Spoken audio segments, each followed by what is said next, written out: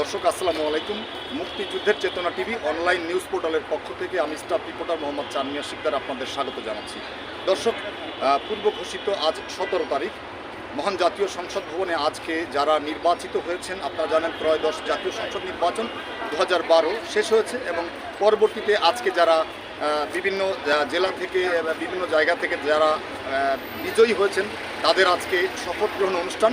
সেই শপথ গ্রহণ অনুষ্ঠানকে কেন্দ্র করে নিরাপত্তার চাদরে ঢেকে দিয়েছেন আইন শৃঙ্খলা রক্ষাকারী বাহিনী। অর্থাৎ আমরা যদি আপনাদের একটু ঘুরিয়ে দেখাই তাহলে দেখবেন বাংলাদেশ আইন শৃঙ্খলা রক্ষাকারী বাহিনীর বিভিন্ন টিম যারা মাঠে কাজ করছেন, তার মধ্যে সেনাবাহিনী, বিমান বাহিনী, নৌবাহিনী, র্যাব, পিবিআই, সিআইডি, ডিবি এবং পুলিশের সদস্যবৃন্দ সহ এনএসআই সহ বিভিন্ন গোয়েন্দা তৎপরতা এবং আইন শৃঙ্খলা রক্ষাকারী বাহিনী তারা কিন্তু আজকে এই মহান জাতীয় সংসদ যে শপথ গ্রহণের যে অনুষ্ঠান, সেই অনুষ্ঠানকে একেবারেই বলা চলে নিরাপত্তার চাদরে কিন্তু ঘিরে দিয়েছেন, যেটা একেবারে আমাদের গণমাধ্যম কর্মী সহ সাধারণ আপামর আমজনতা, যারা উৎসুক জনতা, নেতাকর্মী যারা এই শপথ গ্রহণ অনুষ্ঠানে যারা বাহিরে দাঁড়িয়ে আছেন তাদের চোখে পড়েছে যে আইন শৃঙ্খলা রক্ষাকারী বাহিনী তারা তাদের যে দায়িত্বের যে জায়গা, সে দায়িত্বের জায়গাটি তারা সঠিক পুঙ্খানুপুঙ্খানুভাবে দায়িত্ব পালন করছেন। দর্শক, আজকে এখানে শপথ গ্রহণ অনুষ্ঠান আমরা সকালবেলায় এসেছি এই নিউজগুলো কাভার করার জন্য মুক্তিযুদ্ধের চেতনা টিভি অনলাইন নিউজ পোর্টালের পক্ষ থেকে। দর্শক, সকাল 10টা নাগাদ এখানে বিএনপির একটি অংশ এখানে শপথ গ্রহণ করেছেন।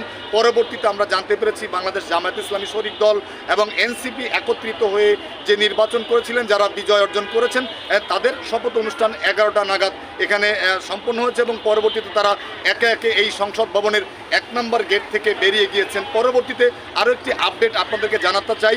এই পড়ন্ত শীতের ভরন্ত বিকালে এই তো কিছুক্ষণ আগে আপনারা দেখতে পাচ্ছেন আমার পিছন দিয়ে বিকাল 4টায় মন্ত্রী এবং প্রতিমন্ত্রীর দায়িত্বে যে সকল নেতৃবৃন্দ পাবেন, অর্থাৎ যারা ত্রয়োদশ জাতীয় সংসদ নির্বাচনে যারা বিজয় অর্জন করেছেন, তাদের ভিতর থেকে অর্থাৎ 215টি সিট বাংলাদেশ জাতীয়তাবাদী দল পেয়েছেন এবং এনসিপি পেয়েছেন 7টি এবং জামায়াত ইসলাম পেয়েছেন 68টি। এই সর্বমোট 300 আসন। 300 আসনের যে বিএনপির পক্ষ থেকে মন্ত্রী এবং প্রতিমন্ত্রীর দায়িত্ব যাদেরকে দেওয়া হবেন এবং তারা শপথ গ্রহণ অনুষ্ঠান বিকাল 4টায় এই মহান জাতীয় সংসদে শুরু হবে।